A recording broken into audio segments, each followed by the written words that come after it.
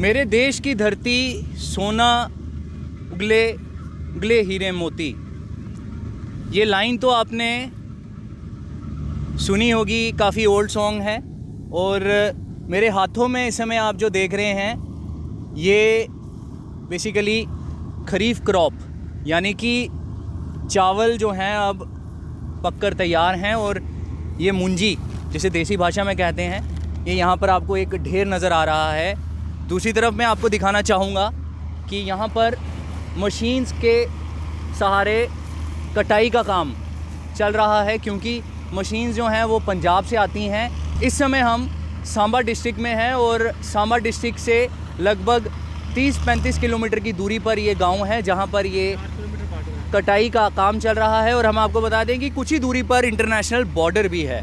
और एक किसान को उम्मीदें रहती हैं, एक आस रहती है कि वो जब मेहनत के बीज बोता है तो उसकी फसल पककर अच्छे से तैयार हो, किसी भी किस्म की कोई प्रॉब्लम ना हो और टाइम पे उसकी फसल की कटाई हो जाए, ताकि उसकी जो मेहनत है वो रंग लाए।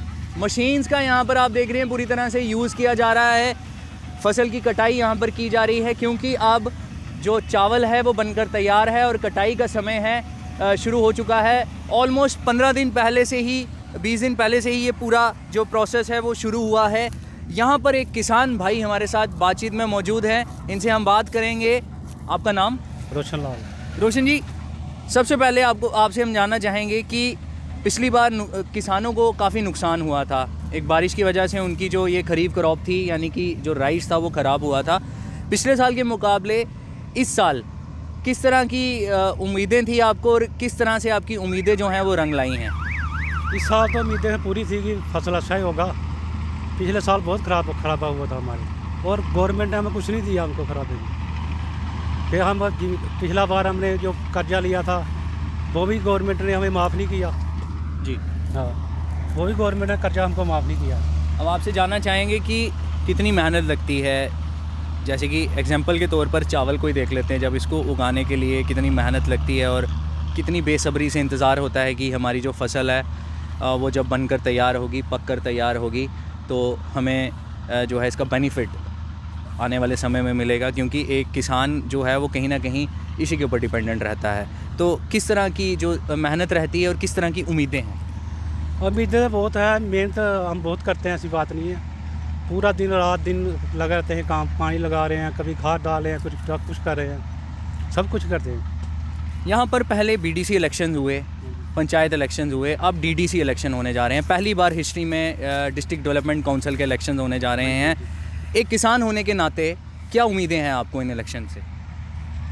इस इलेक्शन से हमें तो पता नहीं है क्या उम्मीदें हैं, लेकिन बोलते हैं कि जो इधर का काम चलेगा वो सब कुछ वही करेगा जो इधर का उम्मीदवार बनेगा। यानी कि आपको पता नहीं है, लेकिन इससे पहले जब बीडीसी चेयरमैन भी यहाँ के रहे होंगे, आपके इस गांव के सरपंच भी रहे होंगे, पंच भी रहे होंगे, जो आपको मुश्किलें यहाँ पर आम दिनों में उनका सामना करना पड़ता है, कभी आप अपनी प्रॉब्लम उनके पास लेकर गए, क्या वो उनके द्वारा आपको एड्रेस किया गया, उनके द्वारा आपकी बात को सुना गया, और किस हद तक उस कार्य को जो है वो मिलकर उनके द्वारा जो है वो किया गया? कुछ इसके ऊपर कहना चाहेंगे? इसके बाद मैं क्या कहूँगा, जो इधर क्या बोलते हैं, क्योंकि इधर हमारा बॉर्डर इलाका है, सही बात है। तो जब इधर से हमें ये चुनाव हुए थे नहीं, इधर गोला गाला बहुत चलता है। हमारे गांव में इधर ही गोले पड़े थे, इधर ही गोले पड़े थे, किसी को मुआवजा मिला, किसी को नहीं मिला। इस गोले के दौरान, यानी कि अब आपने जिस तरह कहा कि बॉर्डर का इलाका है, कोई पता नहीं होता कि कब पाकिस्तान सीज़ फायर का वायलेशन कर दे, तो कितना ज़्यादा कठिन रहता है यहाँ पर खेतीबाड़ी का काम करना? किस तरह से माइंड के बीच में रहता है कि कहीं नुकसान ना हो जाए, कहीं गोला यहाँ पर गिर जाए, नुकसान ना हो जाए? क्या माइंड के बीच में इस किस्म का डर रहता है? हाँ रहता, क्यों नहीं रहता डर। ये रहता कि कभी इधर काम रात को हम चले जाते हैं, जब गोला गोला चलता नहीं, तो इधर जब पानी लगाते हैं ना, आपको डर के लगाते हैं हम, कहीं गोला ना बच जाए। तो ये इलाका है कि जहाँ इधर गोला गला तो काफ़ी देर चला हुआ। तो एग्रीकल्चर डिपार्टमेंट द्वारा यानी कि जो KVKs होते हैं, KVKs द्वारा किस किस्म की हेल्प यहाँ पर आपको दी जाती है अवेयरनेस को लेकर? अगर कोई प्रॉब्लम है या किसी क्रॉप के बीच में कोई डिजीज़ अगर आ गया या कुछ हो गया, तो क्या वहाँ से टीम आपको अप्रोच करती है या आप लोगों को उनके पास जाना पड़ता है? जब नुकसान होता है जी आते हैं, इधर लिख के ले जाते हैं, जी।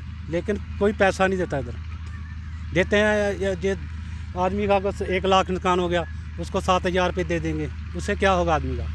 कुछ नहीं होता उससे।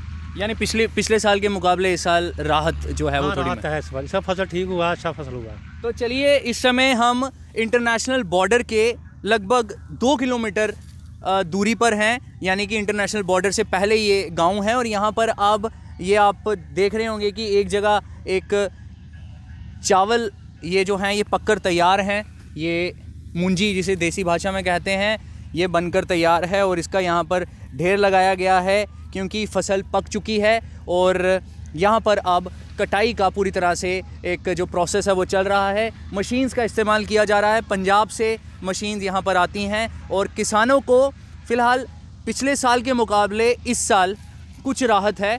कुछ राहत मैं इसलिए कह रहा हूँ क्योंकि पिछले साल लास्ट ईयर चावल की जब खेती की थी और जब वो फसल बनकर तैयार हुई थी तो उसमें काफ़ी नुकसान हुआ था, लेकिन इस बार टाइमली ही सब कुछ हो गया है और फसल का नुकसान भी नहीं हुआ है। फ़िलहाल जो एक चेहरे के ऊपर किसान भाई के हमने अभी देखा कि खुशी थी, उसकी फसल इस बार पककर तैयार है।